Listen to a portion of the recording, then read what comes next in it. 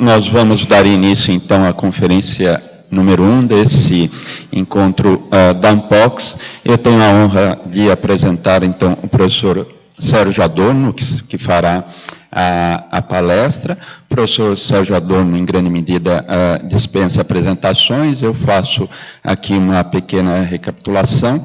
Então, o professor é graduado em Ciências Sociais pela Universidade de São Paulo, 1974, doutor em Sociologia também pela Universidade de São Paulo, 1984, pós-doutorado pelo Centre de Recherche Sociologique sur le droit et les institutions pénales, CESDIP, França, 1994-95. Atualmente é professor titular em Sociologia da Faculdade de Filosofia, Letras e Ciências Humanas da Universidade de São Paulo, coordenador científico do Núcleo de Estudos da Violência, também da USP, foi presidente da Associação Nacional de Direitos Humanos, Pesquisa e Pós-Graduação, de 2002 a 2008, representante de área de Ciências Humanas, Sociologia e membro do Conselho Técnico Científico da CAPES, Coordenação de Aperfeiçoamento de Pessoal de Nível Superior, 2004-2009, consultor dos Cadernos de Saúde Pública da Fundação Oswaldo Cruz, membro do Conselho Consultivo da Revista Análise Social do Instituto de Ciências Sociais da Universidade de Lisboa, entre inúmeras outras revistas. Atualmente é coordenador científico do projeto CEPID-FAPESP, também da USP, Building Democracy Daily, Human Rights, Violence and Institutional Trust, 2013-2018. O professor tem vasta produção, né, de diversos livros, artigos na área de sociologia, como vocês sabem, sobretudo em sociologia política, atuando principalmente nos temas violência, direitos humanos, criminalidade urbana, controle social, conflitos sociais, entre outros temas. O professor Sérgio Adorno também formou inúmeros pesquisadores, já diversas gerações de pesquisadores na área, e eu tive a satisfação de ser também seu orientando no doutorado, e muitos aqui presentes também. Então, é com grande satisfação que eu passo a palavra ao professor, a quem já agradeço também a presença.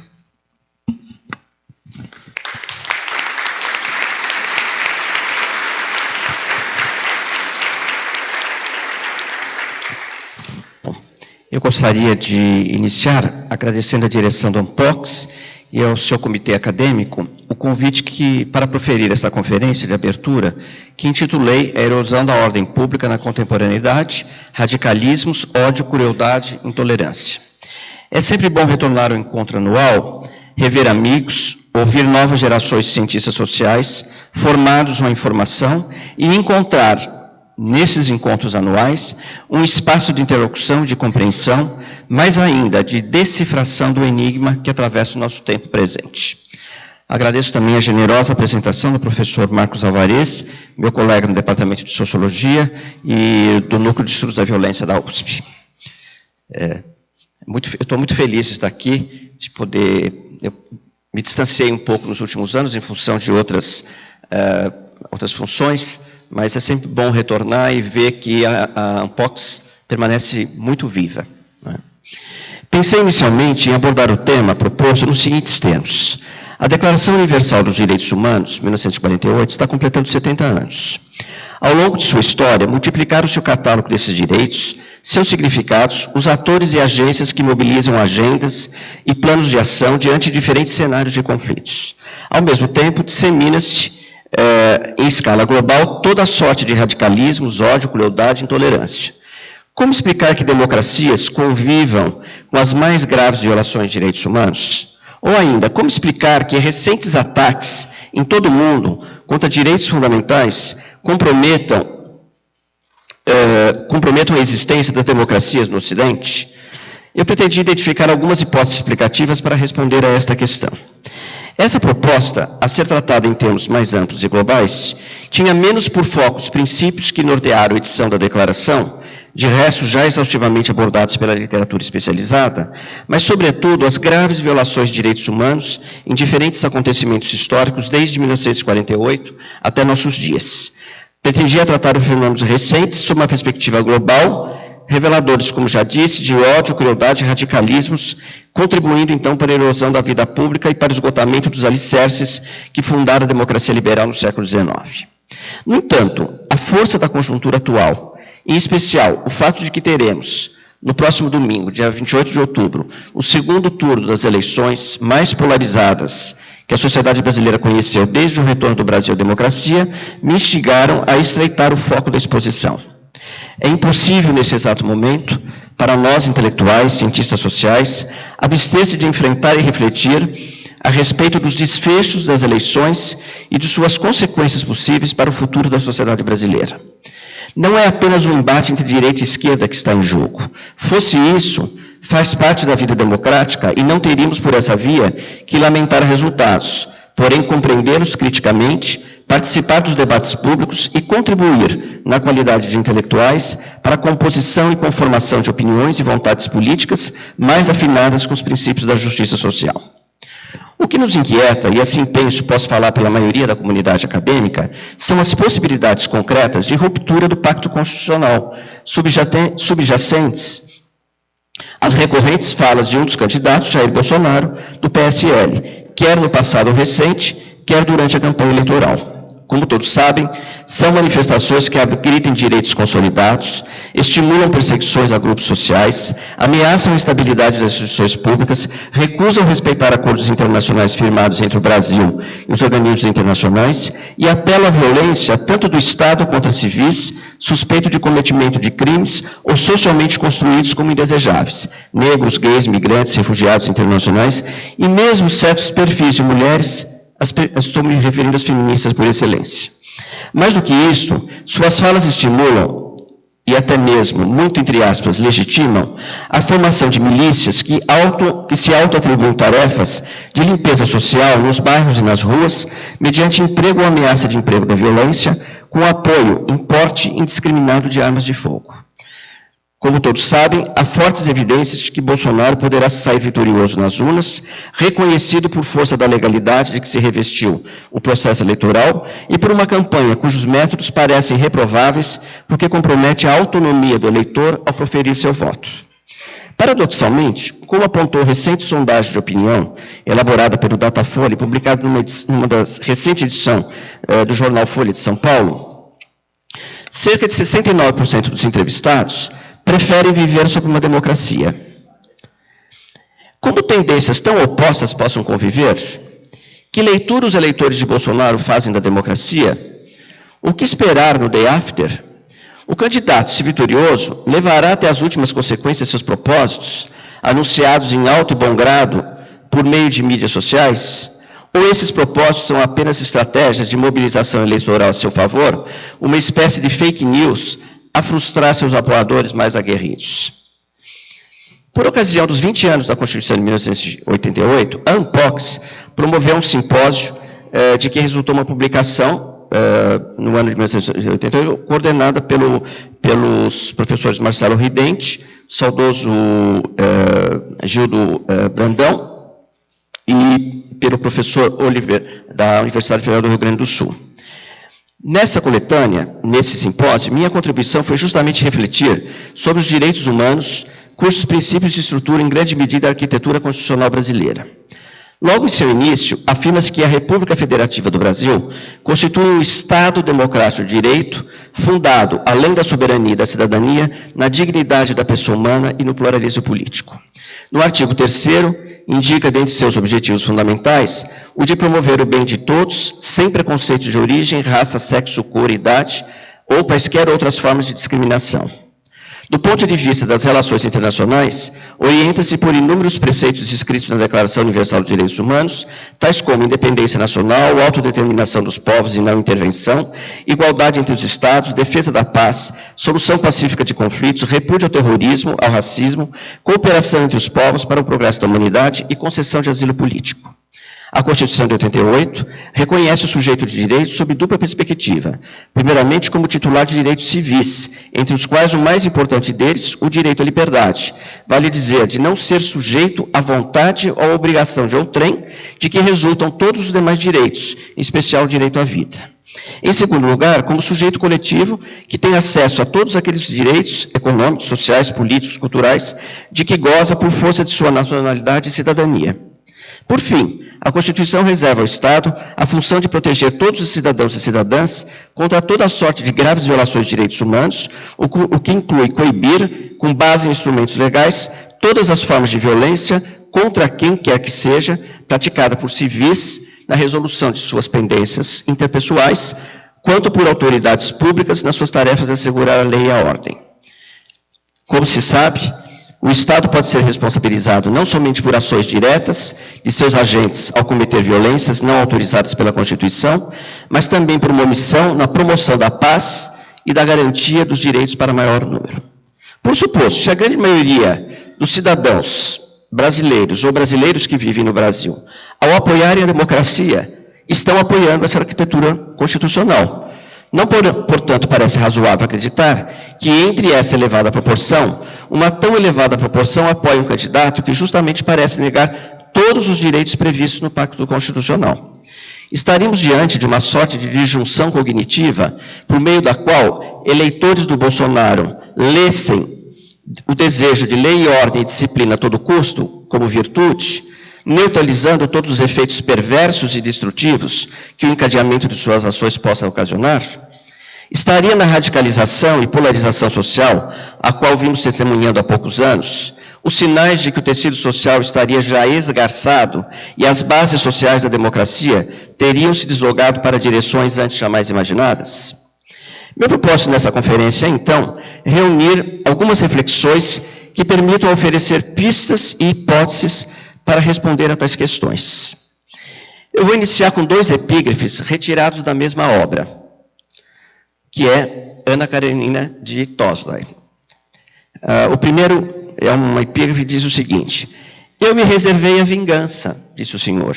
E a segunda é bastante conhecida: todas as felicidades se assemelham, mas cada infortúnio tem a sua fisionomia particular. Vou tratar do infortúnio que tem fisionomia particular. A partir de uma espécie de estratagema, a história recente do Sr. K., um professor universitário, às voltas com enfrentamentos cotidianos com sua família. Sucessivas edições do Latino Barômetro indicam em vários países, especialmente no Brasil, que as 2 instituições de maior confiabilidade são a família e o exército. Durante as semanas que antecederam ao primeiro e segundo turno das eleições, circularam na mídia impressa e eletrônica depoimentos angustiantes a respeito das divisões internas em diferentes grupos familiares por força das escolhas políticas de seus integrantes. Na mesma direção, matérias sugeriam que os divãs dos psicanalistas e psiquiatras estavam superpovoados de pessoas com sinais evidentes de estresse emocional e depressão. Pois o Sr. K. tem vivido essas angústias. Para atribuir sentido, é preciso alguma digressão na sua biografia pessoal e familiar. O Sr. K. é o penúltimo filho, o 6º, de uma família típica de classe média, que pôde encaminhar seus filhos às escolas e fazê-los chegar ao ensino superior. Seu pai, advogado, provia de uma família enorme, 8 filhos, constituída de pequenos proprietários de terra, funcionários públicos, comerciantes, pequenos empresários e profissionais liberais.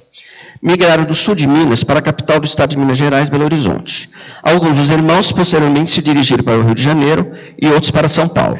A maioria fixou-se nessas regiões, constituiu família, com filhos e netos, a maioria com inserção no mercado de trabalho na condição de advogados, engenheiros, médicos e arquitetos. Em termos de alianças matrimoniais, os irmãos do Sr. K. se inclinaram para orientações diversas. Houve quem se mantivesse no raio de ação, no raio das relações familiares.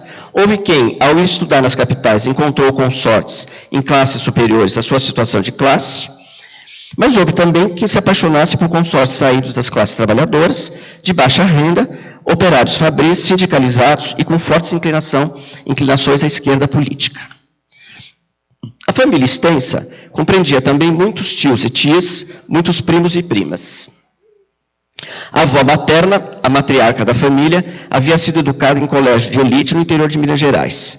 Como verdadeira matriarca, herdeira de uma estirpe que no passado detivera controle político local, a avó materna, profundamente religiosa, controlava minuciosamente todos os movimentos internos dos filhos, filhas, genros e noras, netos e dos agregados familiares.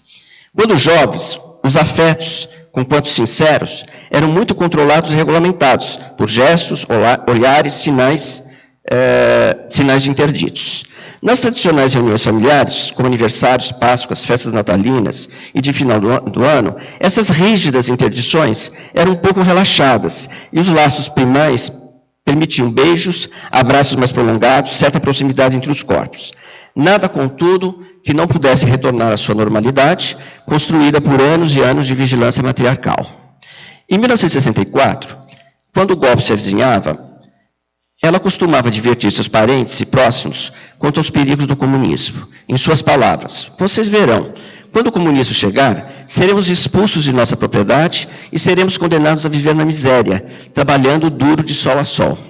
Claramente, ela associava o trabalho duro de sol a sol como uma espécie de punição, maldição dos céus por crimes que ela julgava não haver cometido. Imagine o que isso representava na mente de um pré-adolescente, o Sr. K., à época com 10 anos, que estava se soltando das peias familiares em direção aos vínculos mais amplos constituídos nas escolas, nas vizinhanças, nas ruas. Logo após o golpe, a situação financeira da família do Sr. K. agravou-se, como aconteceu com inúmeras outras famílias, em especial aquelas situadas nos degraus mais baixos da pirâmide social. Como momentaneamente instalou-se uma paralisia nos negócios, os escritórios de advocacia de médio e pequeno porte ficaram esvaziados. Os irmãos mais velhos estavam iniciando suas carreiras profissionais ou casando. A vida também não estava fácil para eles. As oportunidades de trabalho estavam escassas e os salários baixos e congelados.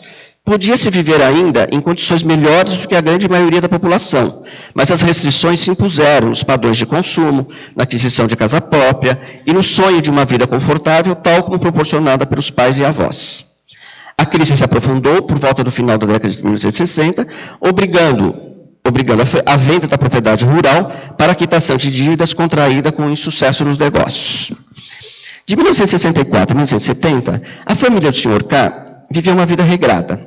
Os pais foram morar com os filhos, recém-casados, para ajudar nas despesas domésticas. Embora os filhos mais jovens permanecessem nas escolas, 2 deles foram, ainda adolescentes, trabalhar o quanto antes para se tornar independentes da ajuda paterna. Em meados dos anos 70, um dos irmãos dos mais queridos, alegres e inteligentes, foi vítima de um assalto seguido de morte. O fato trágico inaugurou um período de longa tristeza entre os familiares, como também, paradoxalmente, de maior adensamento emocional e afetivo em torno das memórias compartilhadas a respeito de uma convivência prazerosa. Contra as expectativas da família, o Sr. K., que havia realizado seu curso secundário em um grande colégio público em São Paulo e havia sido tocado pelo movimento estudantil, decidiu seguir a carreira de historiador. Queria compreender o mundo à sua volta e poder participar dos processos de transformação social em curso que lhe pareciam inexoráveis. Para tanto, era preciso indagar como foi possível que a sociedade brasileira estivesse escapando de seu tradicionalismo em direção a uma democracia de bases genuinamente populares. Impunha-se, portanto, conhecer o passado dessa sociedade em suas conexões com a história mundial. Os pais e irmãos não compreendiam muito bem a opção do Sr. K. As opiniões familiares se dividiam. Havia os que o censuravam por uma escolha profissional limitada que poderia torná-lo eternamente dependente da ajuda familiar. Outros manifestavam preocupações com relação às suas opções políticas e por sua segurança pessoal face à vigência do regime autoritário. Não é? Afinal, a escola para a qual ele se dirigia era reconhecida como antro de comunistas e de resistência àquilo que nomeavam de um mal menor, pois a normalidade política seria conquistada tão logo fossem feitos ajustes na economia, nos processos eleitorais e mesmo nos costumes que, segundo julgavam, andavam meio sem freios. Desculpem a longa exposição de um infortúnio singular. Ele teve por propósito acentuar algumas características da história familiar do Sr. K. Adensamento efetivo, conservadorismo nos hábitos e comportamentos, moderação no círculo de amizades, religiosidade católica arraigada, padrões de consumo muito próximos aos de outras famílias situadas na mesma situação de classe social. Em termos políticos, durante a ditadura, a máxima resistência fora votar em candidatos do MDB. Pareciam felizes, mesmo em momentos de muita tensão, decorrentes de situações comuns a outras famílias, como dilemas da educação dos filhos adolescentes, medos de situações de risco, como inclinação ao álcool e às drogas, nada de radicalismos ou aventuras com horizontes indefinidos. Na família, a despeito das expectativas, o Sr. K. foi aos poucos sendo reconhecido como um irmão singular, bem-sucedido, reconhecido em seu universo acadêmico. Havia feito a carreira acadêmica esperada, graduação, mestrado, doutorado, livre docência e, por fim, concurso de titularidade. Escrevera muitos artigos e livros a respeito da história contemporânea, com foco principal para a emergência dos regimes totalitários na Europa durante a primeira metade do século XX, e foco também para os golpes militares na América Latina e no Brasil, ao longo dos anos 60 e 70 do mesmo século. Conhecia bem como as democracias fenecem. Aos poucos, sem querer, o distanciamento dos irmãos foi sendo construído. Da parte do Sr. K., em virtude de viagens, ciclo de amizades pessoais, certo refinamento de hábitos alimentares, certos gostos para os irmãos meio estranho. Música sinfônica, ópera, cinema de arte, literatura universal e também um gosto pela cultura popular. O Sr. K. também havia conhecido durante o curso de graduação sua namorada, que viria a ser conhecida diretora de cinema. Ela, enquanto tal, tinha hábitos e costumes pouco compreensíveis para um núcleo familiar duro, pois a imprevisibilidade era recorrente, as opiniões pessoais peremptórias e não raro agressivas, não perdia oportunidade para se digladiar com os cunhados e cunhadas por questões de sua menos importância e, o que parecia mais preocupante, defensora de um feminismo radical. Portanto, o distanciamento parecia natural, até porque uns e outros aceitavam e respeitavam as diferenças e preferências pessoais. Da parte dos irmãos e irmãs e de seus filhos, os gostos se aproximavam cada vez mais dos padrões médios comuns, seja em termos de vestuário, hábitos alimentares, bebidas, mobilidade espacial, enfim, modo de vida, de ser e estar no mundo. A despeito das origens mineiras, nos períodos de campanhas eleitorais, discutia-se pouco política. Em geral, os votos gravitavam no interior de um espectro restrito, centro-direita e centro-esquerda. Como de hábito, ouviam as opiniões do Sr. K., mas não a contrapunham. Nunca haviam tido acaloradas discussões que os dividissem irremediavelmente. Certamente a presença do Sr. K. causava constrangimentos, afinal ele havia estudado política, história do Brasil, parecia estar mais capacitado do que os demais membros do agrupamento familiar para fazer análise e justificar suas posições políticas e opções eleitorais, visivelmente inclinadas à esquerda. Embora o Sr. K. nunca tenha se filiado a um partido político, frequentemente manifestava sua identidade com os programas de justiça social defendidos pelo PT. Mas, ainda assim, não hesitou em inúmeras oportunidades em votar em candidatos de outros partidos, especialmente do PSDB, quando achava que a democracia estivesse em risco. Como tantos outros, manifestou sua frustração com os rumos atuais do PT, em seu especial envolvimento com práticas políticas pouco recomendáveis, apontadas pela mídia impressa e eletrônicas, nos casos nomeados como Mensalão e Petrolão. Suas desconfianças atuais não inclinaram, porém, em direção ao antipetismo, pois acreditava, e a experiência histórica demonstrava, que esses partidos, mais cedo ou mais tarde, teriam que fazer sua autocrítica, renovar seus quadros e, sobretudo, rever o entendimento de sua missão histórica. Caso contrário, estariam condenados ao esquecimento e à perda de força política. Fora assim na Alemanha, na Itália, na Espanha, na França, apesar das ondas de conservadorismo que se vê nascer em todos os lugares. Há poucos anos, por iniciativa de uma sobrinha toda conectada com novas tecnologias e redes sociais, o Sr. K. foi convidado a participar do WhatsApp familiar. Inicialmente, tudo muito agradável. Parecia que voltaram a estar mais e mais próximos, principalmente porque a chegada dos sobrinhos netos vinha acompanhada de imensa alegria.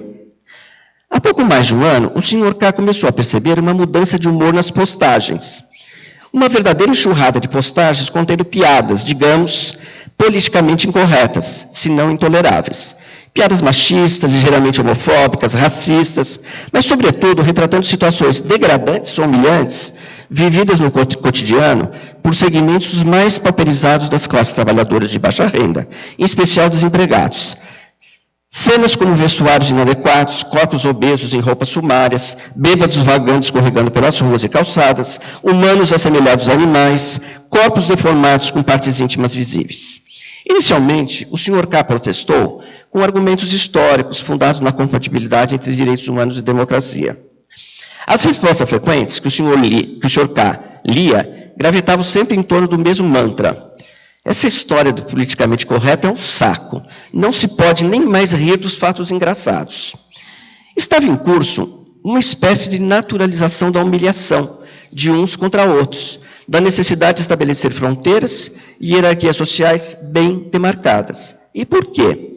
Como muitas outras famílias, os irmãos e sobrinhos do Sr. K. foram alcançados pela crise econômica. O desemprego chegou, as oportunidades oferecidas pelo mercado encolheram, há poucas ofertas de concursos públicos, e os que estão empregados lutam diariamente por manter seus empregos e por fazer frente a seus compromissos e despesas domésticas. Não cair do lado de lá da fronteira e não engrossar justamente, entre aspas, a classe dos humilhados e ofendidos, fecha aspas, é o que esse inconsciente coletivo parece querer dizer. Manter-se firme, sustentar-se, ter opinião própria, poder rir ou criticar sem constrangimentos morais, diferenciar-se, tornaram-se valores miúdos, que a miudeza do cotidiano procurou preencher de sentido, justamente no momento em que os sentidos construídos em décadas de convívio familiar se fragmentam e parecem perder suas razões de ser. A esse quadro é preciso acrescentar 3 aspectos. Em primeiro lugar, como entre tantas outras famílias de tradição católica, os sobrinhos do Sr. K. vêm firmando alianças matrimoniais com consortes de outras religiões, mais especificamente igrejas neopentecostais e evangélicas. À primeira vista, esse não é um fato novo, pois essa sorte de miscigenação religiosa tem longa história na sociedade brasileira, que o digam os historiadores e sociólogos das religiões. Mas o que poderia ser visto como um fenômeno natural já revela suas singularidades. Nas postagens, não é incomum que elas venham acompanhadas de sutis mensagens ou comentários sugestivos de uma sorte de asepsia moral, apelo à força das divindades e mesmo sentenças normativas sobre como se deve ser e como se deve se comportar, se conduzir. Algo que, em passado recente, pudesse ser encarado com naturalidade, começa a tomar dimensões dramáticas, principalmente quando um sobrinho se revela gay e uma sobrinha foi morar com um namorado negro. Ainda que, à primeira vista, pudessem ser fatos toleráveis, nas conversas privadas de uns e nas mensagens postadas, se dava a entender que o sacrossanto território familiar havia sido invadido por diferenças difíceis de serem justificadas. Alguns diziam algo como: eu entendo, não quero mal aos meus sobrinhos, mas não concordo. Acho que é uma natureza que deve ser respeitada, tal como no mundo animal. Aos poucos, a chegada dos evangélicos, com suas mensagens bíblicas e mantras religiosos, vinha dar sentido a essas desconfianças e censuras. Estavam-se, assim, novas modalidades de governança doméstica e familiar, mediadas pelas novas tecnologias, pelo Instagram, pelo Facebook e, sobretudo, pelo WhatsApp. Conduzir as condutas, como diria Michel Foucault, vem reordenando as relações entre os mais próximos. Estabelece uma relação de si para consigo com um modelo de conduta. Se você é capaz de conduzir, é também capaz de conduzir os outros. Um segundo aspecto não é novo, mas vem igualmente sendo amplificado. Não é de hoje que o tema da violência cotidiana participa das conversas fiadas e integra o elenco de temas a serem discutidos nas reuniões familiares. Todos têm uma história pessoal para contar. Já foram vítimas de agressão física ou contra seu patrimônio, já tiveram parentes próximos que o foram e ouvem narrativas a todo instante nas mídias impressas e eletrônicas. Todos se sentem muito inseguros e acusam os governos de centro e de centro-esquerda de serem incompetentes por darem mais ênfase aos direitos humanos, que inclusive beneficiam os bandidos, do que os cidadãos de bem. O Sr. K. foi assistindo impassível a postagens sobre crimes horrorosos, ao arrojo dos bandidos, ao crime organizado nas prisões, acompanhados de críticas do tipo: nada funciona, é melhor prender e simplificar os julgamentos, é preciso aparelhar melhor as polícias para combater os bandidos, que estão todos melhor armados. Nenhuma palavra contra o feminicídio ou contra as mortes em que as vítimas sejam preferencialmente jovens negros moradores da periferia. Ao mesmo tempo, o Sr. K. foi percebendo maior frequência de postagens do candidato Jair Bolsonaro, de suas falas, que apelam para o extermínio dos criminosos, para a proteção de policiais que usam da força letal indiscriminadamente, para o endurecimento do tratamento penal a ser dispensado aos condenados. O Sr. K. revelou-se estarrecido com a amplitude de tais postagens, com a aprovação de seu símbolo de campanha, a mão estendida como se fosse uma arma, uma alusão ao direito de qualquer cidadão de bem prover sua própria segurança face ao ambiente hostil que se constituiu às suas voltas. Além do mais, o Sr. K. observou também frequentes postagens sobre o mercado de armas. Se a busca por justificativas para o uso legítimo da violência encontravam, até recentemente, obstáculos na militância favorável à defesa dos direitos humanos, esses óbitos foram finalmente vencidos sem a necessidade de qualquer explicação racional. O terceiro aspecto é também bastante conhecido. A ampla publicidade dada aos casos de corrupção política, o modo como cotidianamente os fatos são narrados pela mídia impressa e eletrônica, as estratégias milimetricamente aplicadas pelos atores judiciais e judiciários, promotores e juízes em suas narrativas dos fatos, indiciamento e condenação dos acusados, os valores envolvidos nas negociatas, os fins da corrupção, fundos para os partidos manipular as eleições, para a sustentação dos mesmos grupos nas esferas de decisão política, para a manutenção de um projeto de perpetuação do mesmo partido no poder.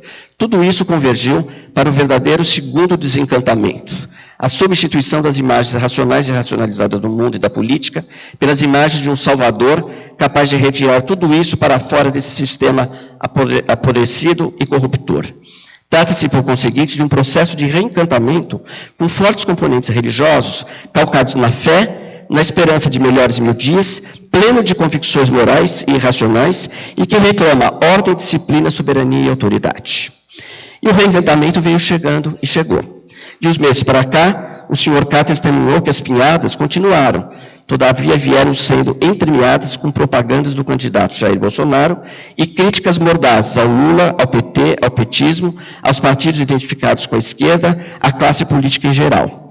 Vinham secundados por comentários do tipo: eu acordo cedo, pego o transporte público cheio, ganho um salário que mal dá para pagar as despesas do mês, e esse Jair se aproveitando, enchendo as burras, vivendo do luxo do bem bom, tendo várias amantes, fazendo viagens espetaculares e mandando dinheiro para o exterior. No início, o Sr. K. procurou manter o acordo firmado há décadas de convivência, fazendo ponderações moderadas. Não interveio para não acirrar os ânimos. Porém, à medida que o antipetismo foi se acentuando e a propaganda do é melhor Jair se acostumando, ocupando todos os espaços possíveis de discussão, o Sr. K. não se conteve e fez comentários mais contundentes. Além das preocupações para com o agravamento do emprego da violência nos conflitos decorrentes de opinião pública, ele argumentou dos perigos da desconstrução institucional, sobretudo no campo da ciência e tecnologia, vital para a sobrevivência do país nas próximas décadas. De imediato, o Sr. K. recebeu como resposta uma lista de grandes obras que viriam, por exemplo, garantir o suprimento de energia para todo o país e especialmente para as atividades produtivas. Acusavam de não terem sido concluídas durante o governo do PT. A mensagem era clara: os outros já destruíram, deixe que agora nós reconstruiremos e colocaremos a casa em pé. A surpresa do Sr. K. era essa. A resposta estava pronta e firme. Havia uma espécie de decálogo com respostas prontas para toda e qualquer crítica em qualquer área da gestão governamental e que não suporta discussão. Para que perder tempo com argumentos? Os fatos dizem por si próprio. Nada pode ser contestado. Aos poucos, as dúvidas se foram convertendo em certezas. Os parentes estão certos e o solitário Sr. K. está errado, apesar de suas críticas ao comportamento do PT no governo e da distância que ele mantinha em relação aos radicalismos de todo o colorido partidário e ideológico. Eles contra nós.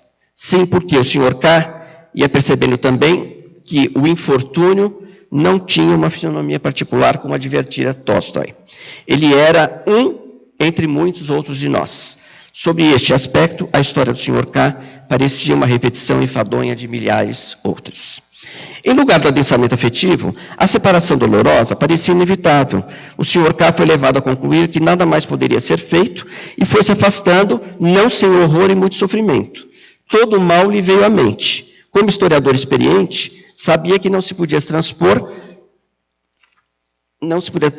sem mais conceitos como fascismo e nazismo para contextos históricos outros, distintos do mundo bélico construído entre as duas grandes guerras mundiais.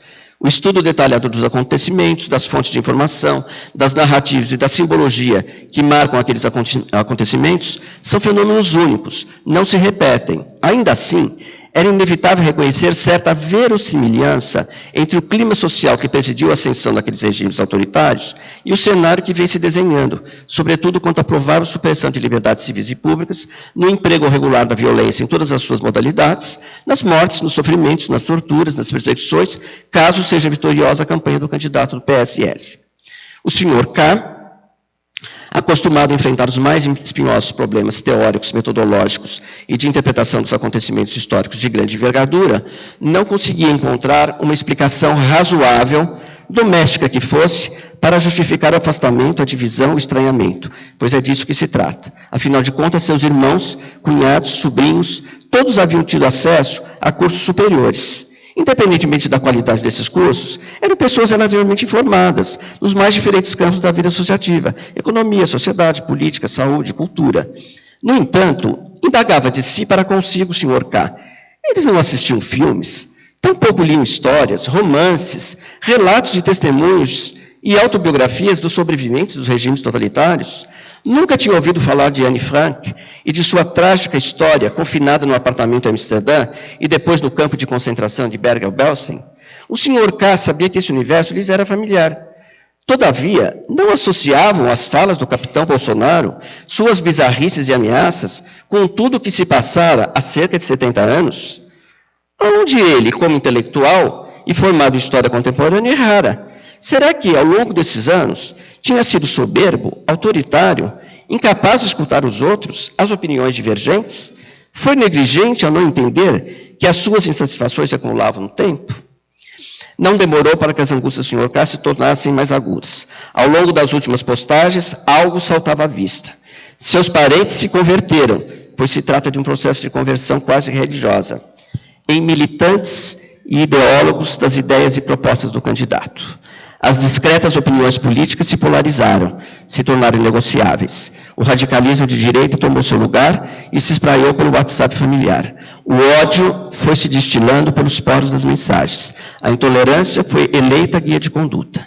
Em outras palavras, saiu-se definitivamente do armário. O velho medo do comunismo, profetizado há meio século pela matriarca materna, não era desprovido de suas razões. Havia permanecido soterrado no inconsciente coletivo familiar. Agora, encontrou motivo e apoio para subir à superfície e se mostrar abertamente. O perigo está em todo lugar, bem à nossa vista. Como uma verdadeira cruzada contemporânea, é preciso combater, e por que não eliminar, todos aqueles identificados com a seda de que os petistas e o petismo é seu tipo mais acabado. O que esta longa narrativa sugere? Em primeiro lugar, ao instalar-se um conflito entre nós e eles, no interior da família, vários comportamentos são ressignificados. Primeiramente, esses comportamentos parecem dizer: eu também tenho opinião, mesmo que ela seja manipulada por essas maquinarias de produzir fake news e projetar votos a partir de perfis psicológicos. Eu também posso expor minhas opiniões e angariar apoios e simpatias. Não é apenas ele, o mais instruído da família, que pode falar. Em outras palavras, formalizou-se uma quebra de hegemonia do discurso competente dentro do agrupamento familiar. Em segundo lugar, dizem eles, como tenho acesso às redes, sobretudo o Facebook e o WhatsApp, eu posso falar para um público maior. Transpassam-se as fronteiras dos muros domésticos para o público em geral. Estamos, portanto, em um fenômeno novo, a reemergência das massas no cenário da antipolítica. Se alargarmos o campo de visibilidade para outras famílias, mesmo com seus arranjos singulares e suas inserções sociais distintas da família do Sr. K., porém vivendo experiências similares de transformação e conformação sociais, se, ademais, considerarmos que o cristianismo originário e popular, há pouco dominante nos lares brasileiros, está sendo invadido pelas igrejas evangélicas, e se, por fim, agregarmos a essas forças o profundo desarranjo nas relações entre governantes e governados, que vem sendo gestado também há tempos, e cujo sinal mais visível foram os protestos de julho de 2013, então teremos alguns dos elementos que permitem compreender como esses fenômenos transitaram dos cenários micros para os cenários macros, sociais e políticos. Certamente a história do Sr. K. é uma entre muitas outras. Certamente há muitos outros arranjos familiares e muitas outras composições nas quais esses dilemas não existem ou permaneceram sublimados. Em alguns, o peso das influências religiosas pode ter sido imperativo para as opções à direita. Em outras, o medo do comunismo, associado ao cenário econômico e político da vizinhança Venezuela, deve ter sido o alarme de que esperavam. Para outros ainda, o desemprego, o estreitamento das opções econômicas, os equívocos na condição da política econômica foram decisivos na conformação do antipetismo. E há também aqueles que nunca apostaram nas propostas de esquerda e vinham, há pelo menos 2 eleições majoritárias, apostando em saídas ao centro e centro-direita que acabavam não obtendo êxito. Cada um desses cenários pode ter se cristalizado, assim como combinações entre eles. Certo ou não, estudo hoje clássico sobre mudanças estruturais por que passam a composição demográfica, econômico-social, nos arranjos familiares, nos perfis religiosos e na aceitação em maior ou menor intensidade dos grandes princípios que regem a cultura dos direitos humanos, estão se tornando cada vez mais necessários. Bom, é desse aspecto que eu quero falar para ir terminando a minha intervenção. Eu vou fazer uma pequena digressão teórica para poder engatar a minha última parte dessa exposição. Em um dos seus ensaios mais famosos, Nietzsche, a genealogia e a história, Michel Foucault procurou explicitar o preciso significado e alcance do que veio a nomear como genealogia do poder. Diz ele, abre aspas, Porré se engana, como os ingleses, ao descrever gêneses lineares, ao ordenar, por exemplo, toda a história da moral através da preocupação com o útil, como se as palavras tivessem guardado seu sentido, os desejos sua direção, as ideias sua lógica. Daí, para a genealogia, um indispensável demorar-se, marcar a singularidade dos acontecimentos, longe de toda afinidade monótona, espreitá-los lá onde eles menos se os esperava, e naquilo que é tido como não possuindo história, os sentimentos, o amor, a consciência, os instintos. A genealogia exige, portanto, a minúcia do saber. Um grande número de materiais acumulados exige paciência. Para Nietzsche, segundo Foucault, a genealogia recusa a investigação das origens dos acontecimentos. Pesquisar as origens é tomar por acidental todas as peripécias que puderam ter acontecido, todas as astúcias, todos os disfarces, é querer tirar todas as máscaras para desvelar, enfim, uma identidade primeira. A história ensina a rir da solenidade de origem. Foucault vai preferir, em lugar da origem, a noção de começo. Para escapar do problema das origens, Nietzsche, segundo a leitura de Foucault, teria proposto 2 conceitos para a abordagem dos começos. Trata-se dos conceitos de proveniência e emergência. A pesquisa da proveniência cuida de conhecer as forças e os acontecimentos dispersos, fragmentários, singulares, sutis, os acidentes, os ínfimos desvios, as inversões completas, os erros, os maus cálculos. Diz respeito às forças que se degladiam na escuridão do subsolo social. Diz respeito ao corpo e a tudo que lhe é familiar. A temperatura, o humor, o solo, o clima, os erros e os acertos. Corpo, lugar de descrição da história. A emergência se produz sempre em um determinado estado de forças. É, portanto, a entrada em cena das forças. É sua interrupção, o salto pelo qual elas passam dos bastidores para o teatro, cada uma com o seu vigor e com a sua própria juventude. Enquanto a proveniência designa a qualidade de um instinto, seu grau ou seu desfalecimento, e a marca que ele deixa em um corpo, a emergência designa um lugar de afrontamento. Daí porque o grande jogo da história será de quem se apoderar das regras, de quem tomar o lugar daqueles que as utilizam, de quem se disfarçar para pervertê-las, utilizando-as ao inverso e voltá-las contra aqueles que as tinham imposto.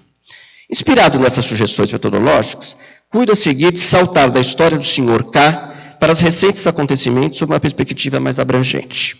Nas últimas semanas, aproximando do desfecho do pleito eleitoral, estamos testemunhando uma enriquecida pleiade de análises elaboradas por sociólogos, cientistas políticos, antropólogos, historiadores, filósofos, críticos de arte, jornalistas e comentaristas políticos. É certo que essa profusão de análises, sempre bem fundamentadas, não é uma tendência nova. Muitos vêm acompanhando com criteriosa atenção toda a movimentação política desde o impeachment da presidente Dilma Rousseff. Há um pouco menos de estudiosos desde os acontecimentos de julho de 2013. Nesse conjunto, destaco os historiadores e cientistas políticos que focalizam os acontecimentos com repercussão na vida pública e democrática, desde o retorno da sociedade brasileira ao Estado de Direito, com a promulgação da Constituição de 1988. A esse conjunto, conviria mencionar sociólogos e antropólogos que vêm se ocupando de compreender a persistência das desigualdades sociais, sob a perspectiva de gênero, raça, etnia, bem como do acesso desigual às instituições de promoção de justiça social e de proteção dos direitos humanos, inclusive dos direitos fundamentais, como o direito à vida digna, nas cidades e nos campos, e a proteção contra toda sorte de agressões.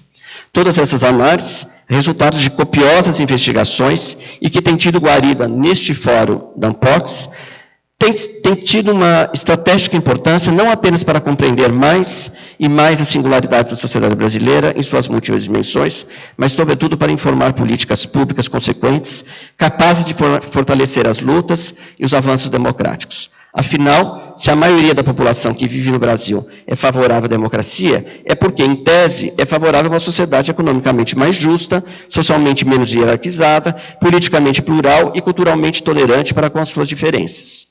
Em outras palavras, uma sociedade internamente pacificada, soberana e integrada aos processos cada vez mais globalizados, para o bem ou para o mal, de desenvolvimento econômico e social. No entanto, sem pretender causar polêmica, parece que muitos de nós, e eu me incluo nesta categoria, ficamos obsessivamente preocupados com a macropolítica, mesmo quando tínhamos que analisar políticas públicas setoriais, como as de segurança e justiça, a quais me dediquei parte de meus projetos de investigação. Nossos olhares se voltaram para o circuito Brasília-Curitiba.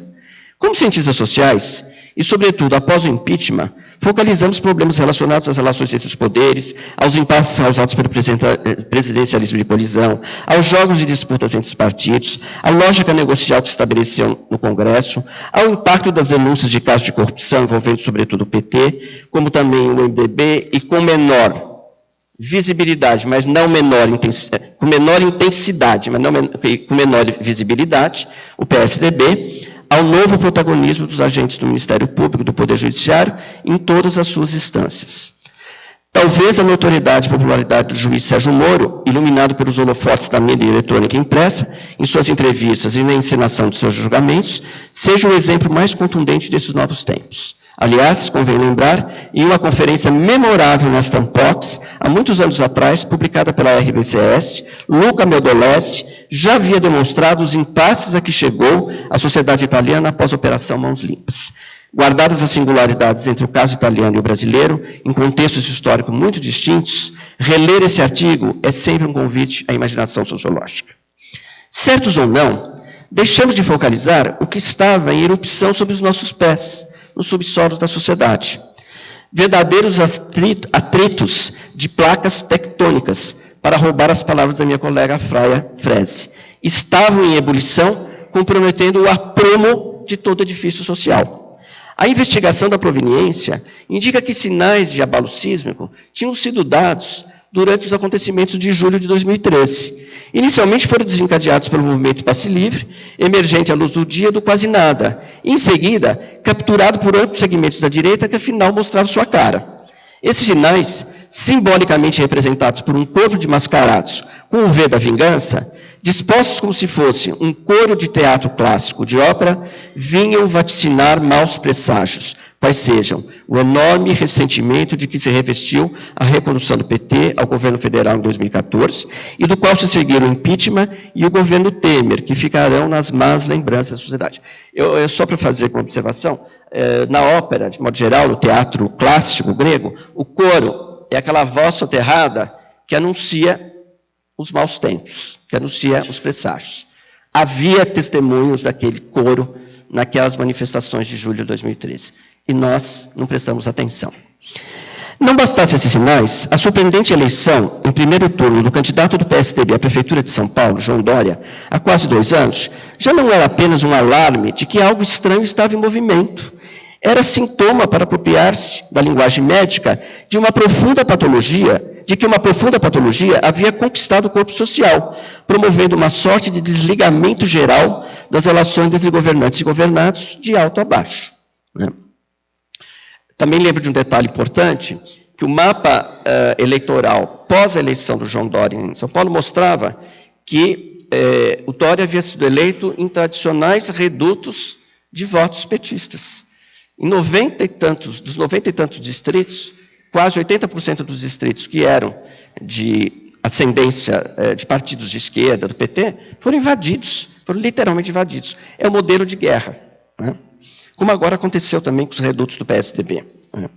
Um desligamento que vinha acompanhado de uma aguda divisão entre nós e eles, socialmente construída como uma partilha entre os que querem conservar seus privilégios e os que querem sair do sistema, experimentar mudanças jamais antes vistas, condenar as mazelas do presente, seus fracassos e seus infortúnios. Não sem razão, o senhor K, em seus relatos, revela surpresa ao descobrir, nas postagens do WhatsApp familiar, expressões de comportamento que acreditava tivessem sido erradicados com o fim dos regimes totalitários. O anti-intelectualismo, o anti-republicanismo, o antissistema, o apelo à tradição, à disciplina e à ordem, o chamado ao militarismo e à fé como fundamento da verdade revelada. Para reportar-se a Foucault, não apenas no Brasil, mas no mundo, novos sistemas de veridição estão em rápido andamento. Sustentam-se sobre novas tecnologias de poder, as redes sociais e suas tecnologias eletrônicas, que incidem minuciosamente sobre a vida cotidiana de qualquer um. Reorganizam suas relações de si para consigo e de si para com os outros, formatam sensibilidades e emoções, calibram apoios, energizam novos sentimentos de pertencimento a uma mesma comunidade de destino, reconfiguram ligações sociais entre indivíduos e instituições, redesenham as máscaras morais, mobilizam contingentes populacionais para a militância, vigilância e autovigilância permanentes e exaustivas, ou seja, institui aquilo que Foucault chama uma curva. Foucault sustenta que durante a Idade Média, o discurso político tinha por função reforçar o poder.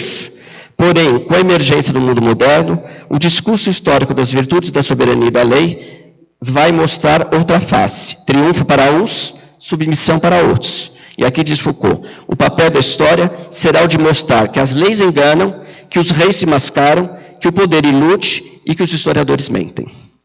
O senhor K estava percebendo o sentido das mudanças. Ao decifrar as postagens da rede familiar, viu como, por meio das interpelações emocionais e afetivas, passava-se da crítica e da recusa ao presente ao ódio. Do ódio, a anulação do perigo e a eliminação simbólica dos inimigos. Disto, para o prenúncio de uma sorte de anestesia moral. E, finalmente, para a erosão da ordem pública. Para o senhor K, o percurso da compreensão vinha se impondo, que era o de reconstruir os elos perdidos e os elos constituintes que passam por intermédio de inúmeras mediações, do íntimo ao familiar, do familiar ao comunitário, do comunitário às relações sociais mais amplas, em especial estabelecidas com o sagrado e com a política, e do nacional em direção ao mundo globalizado desterritorializado. Bom, eu vou encerrando. Eu não vou ler agora essa parte final, eu tinha uma parte final que é mais longa e seria bom que eu fosse finalizando a minha reflexão. O que me preocupa aqui, na verdade, eu acho que nós temos que recuperar uma tradição que está nesta Unpox. Cada vez mais nós, sociólogos, antropólogos, cientistas políticos, sentarmos e conversarmos. Né? Eu acho que nós somos, de alguma maneira, estimulados, e fizemos com competência, uma certa especialização dos nossos campos disciplinares, e paramos de conversar entre nós. É um pouco isso que eu estou querendo dizer, e acho que a gente precisa voltar a conversar mais, sabe, os grupos ficarem cada vez mais mesclados, a gente poder ouvir cada vez mais os diferentes pontos de vista, os diferentes argumentos. Eu me dei conta que eu estava ficando cada vez mais especializado, eu estava cada vez mais falando por conta, e não estava percebendo que as coisas estavam à minha volta. Então, a minha ideia é a seguinte, é inverter um pouco a investigação do descensional para o ascensional. Entender um pouco mais essa gente, que são gente próximas, que convive com nós, que participam do nosso dia a dia, vivem nas nossas famílias, vivem ao nosso redor, que são gente como a gente, mas que, de repente, são o outro. E nós não estamos percebendo isso. Me preocupa muito descobrir a rapidez com que esse ódio vem se manifestando, né? Ele é construído, como mostra o clássico estudo do Peter Guy sobre o cultivo do ódio, que ele é construído na esfera das emoções, ele é construído na esfera dos sentimentos. Ele mobiliza as pessoas para a guerra, ele mobiliza as pessoas para as cruzadas, não é? E que nós temos que, de alguma maneira, compreender como é que isso foi possível, para, criticamente, podermos construir caminhos alternativos.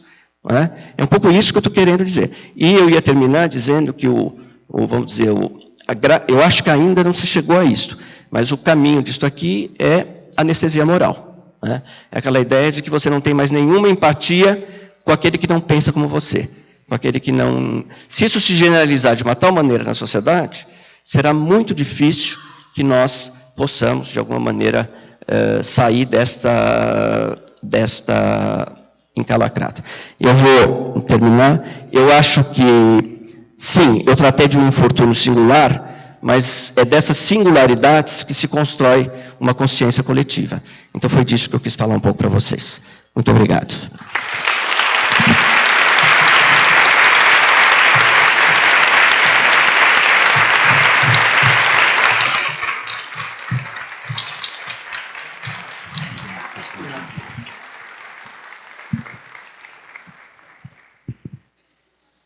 Eu quero agradecer, então, a brilhante exposição do professor Sérgio Adorno, esse verdadeiro exercício de imaginação sociológica ou de imaginação nas ciências sociais, e acho que não teria sentido aí o convite ao diálogo, à conversa, se a gente não abrisse também para algumas rápidas questões, apesar do tempo. Então, poderíamos fazer um conjunto inicial de até 3 questões. Peço só que venham aqui, não.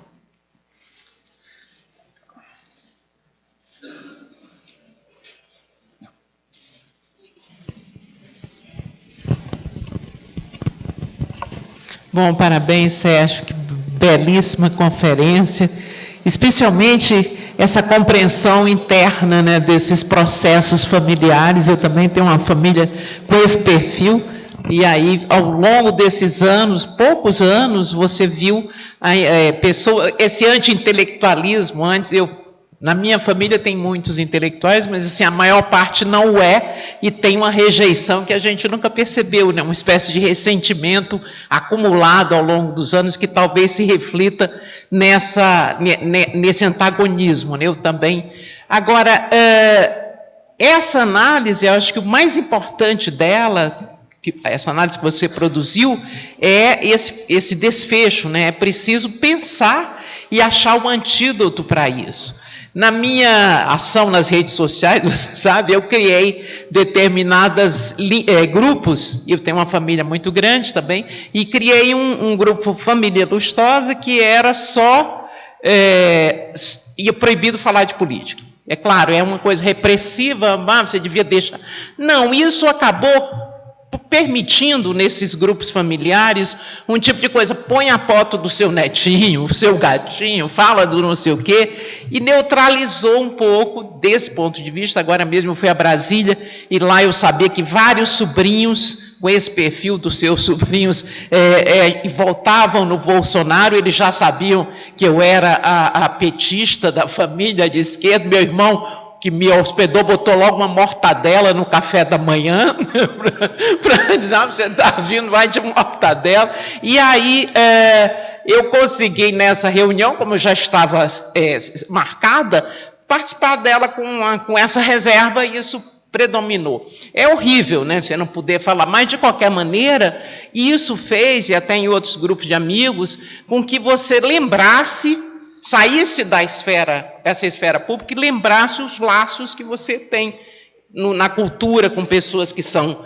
de direita, mas que ouvem as mesmas músicas, etc. Então, acho que talvez, se a gente conseguir manter e criar grupos afetivos que saiam desse discurso, a gente consiga neutralizar. No final dessa festa familiar, todos são católicos na família, eu puxei a oração de São Francisco de Assis, né? Porque era a mensagem onde houver ódio, que eu leve o amor, etc. E essa mensagem, para católicos, toca o coração das pessoas sempre. Então, acho que é pela emoção Hoje mesmo estava vendo o Singer, que é muito da razão, e ele dizia isso, mas eu acho que a própria ideia de um Lula amado pelas pessoas ter saído da campanha esvaziou o componente emocional do nosso lado e deu um terreno para ele. Eu acho que ali havia um simbolismo popular construído na emoção que podia, de alguma forma, neutralizar um pouco esse negócio. Mas, parabéns, fiquei muito comovida com a sua fala.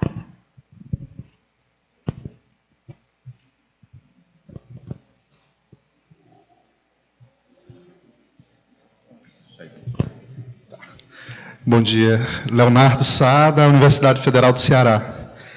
Então, Sérgio, a minha pergunta era em relação a essa questão das forças antissistêmicas, né? Porque nessa passagem de 2013 para 2015, né, talvez a gente tenha que pensar uma dialética dessas forças antissistêmicas, afinal, não dá para a gente sustentar uma interpretação linear de que foram protestos, né, com uma pegada antissistêmica, que fazem a emergência de movimentos fascistas. Eu acho que há uma linearidade, não você, mas, em geral, está tendo essa linearidade. Eu queria escutar um pouco a tua problematização de como entender que determinadas forças antissistêmicas, né, poderiam ter, digamos, atuado a partir do campo das esquerdas e não atuaram, né? Ficaram assim isoladas, né? Por um certo discurso oficial que criminalizou protestos, né? Que inclusive gerou prisões, gerou endurecimento, uso da força nacional. Lá em Fortaleza, a gente fez uma manifestação com 70 mil pessoas, que foi duramente reprimida pela Força Nacional em 2013, e ela não era fascista, né? Era 70 mil pessoas fazendo uma luta bastante forte, né? E depois a gente não conseguiu mais dar continuidade a isso. Eu queria escutar um pouco isso, dessa dialética, que até o Pedro Gonzalez Casanova, né, faz entre como forças antissistêmicas poderiam ser reformuladas dentro do campo das lutas da esquerda. Jaqueline?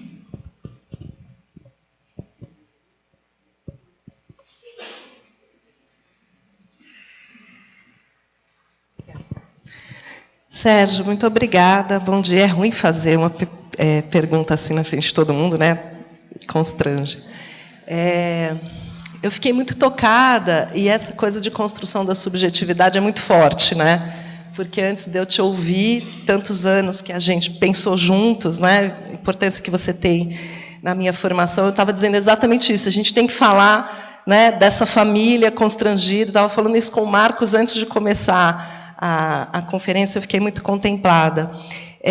Mas eu queria também pensar um pouco na trajetória da senhora Y, a namorada do senhor K, que foi ser professora universitária no Reúne, né, que foi trabalhar em campos descentrados, né, não foi em São Paulo, não foi na cidade de São Paulo, na cidade do Rio de Janeiro, que foi trabalhar nos campi, né, das universidades federais pelo Brasil todo, tendo alunos negros, tendo alunos LGBT, tendo alunos trans, né, e vendo todo um movimento muito pujante da sociedade também na direção de reivindicação de liberdades civis, como talvez a gente nunca tenha visto, né, também acontecer, por outro lado, desde a época da democratização, né?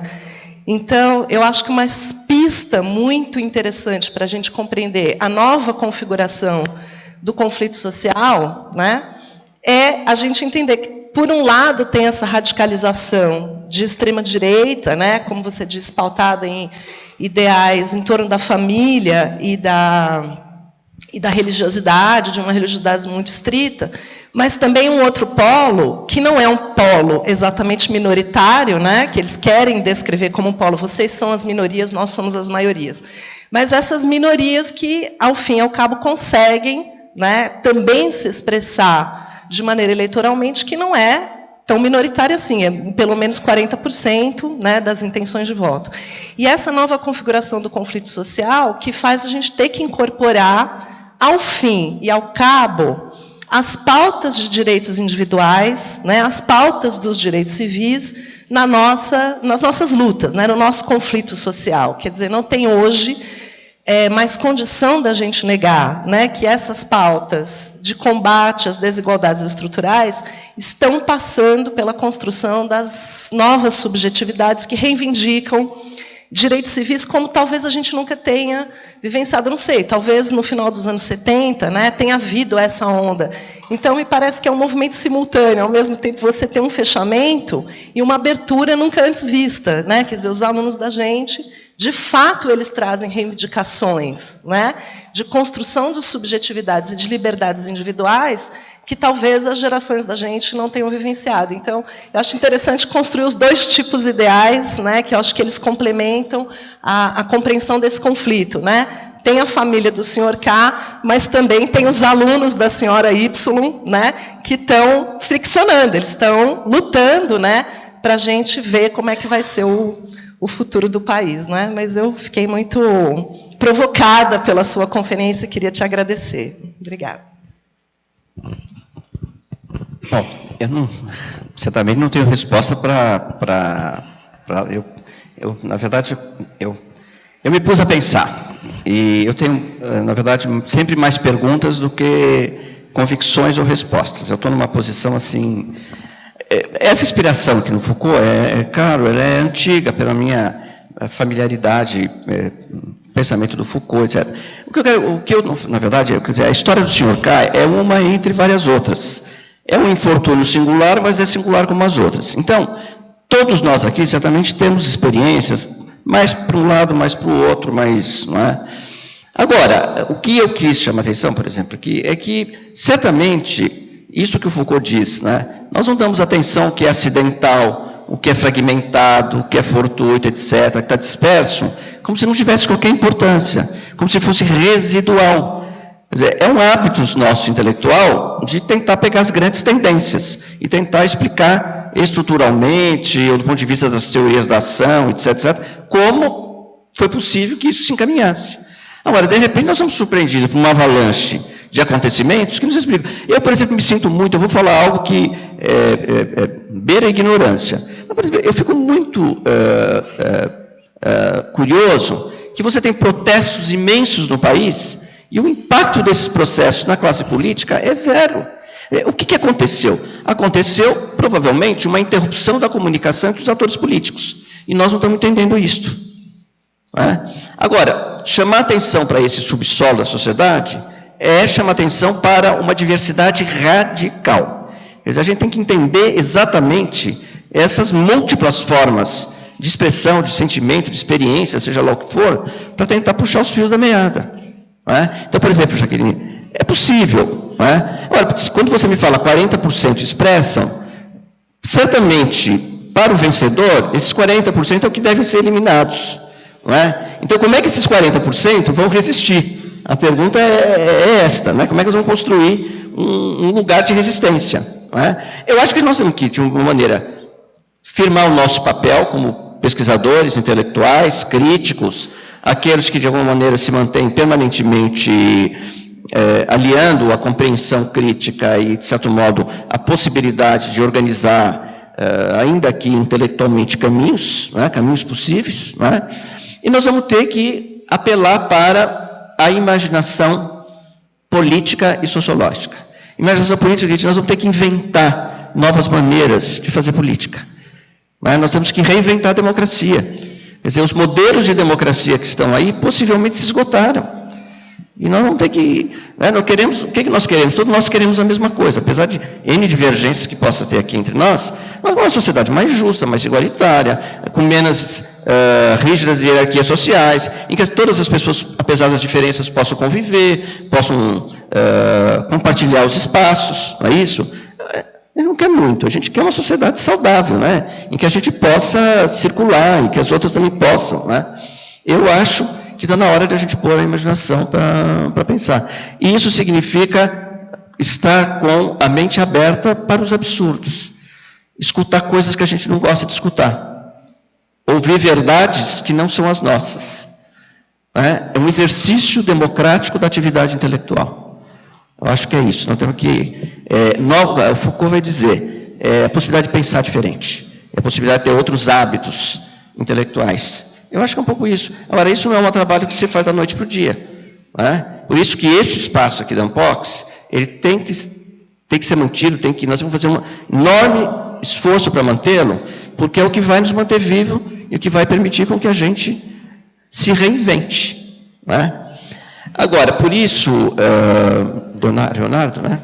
Leonardo, eu não sei te responder. A única coisa que eu acho, você me chama a atenção para uma coisa que eu acho que nós temos que também evitar essas categorizações. Aliás, os nossos pais fundadores da sociologia já falavam, né, que nós devemos sempre ficar sob suspeição com essas categorizações. Eu não sei mais definir, por exemplo, eu acho que quem está votando no Jair Bolsonaro possivelmente tem fortes inclinações autoritárias que chegam ao fascismo. Mas não sei se dizer se são todos fascistas. Certo? Eu não sei se dizer se movimentos anarquistas são todos eles, vamos dizer, antissistema. Eu não sei. Eu acho que a gente precisava tirar essas prévias categorizações e começar a ver as coisas como elas se manifestam, inclusive nas suas bizarrices, né? E tentar escutar essas coisas. Eu acho que é esse exercício que nós temos que fazer. É claro, e eu quero aqui falar, porque deixar bastante claro, que não se trata aqui de negar o estudo das macroestruturas, que eu acho que são, tá certo? São importantes. Mas eu acho que a gente tem que estar mais permeável para entender esta coisa ascensional e descensional no campo da interpretação intelectual. E ficar aberto para tudo isso. Acho que a gente tem que evitar essa coisa de categorizar de antemão, porque isso está, vou usar uma palavra que não é boa, estreitando o nosso horizonte de compreensão e de análise. É um pouco isso que eu estou pensando. A minha conferência aqui era dizer o seguinte: esta certamente não é a última reunião da Unbox. Nós vamos fazer o possível para que ela não seja.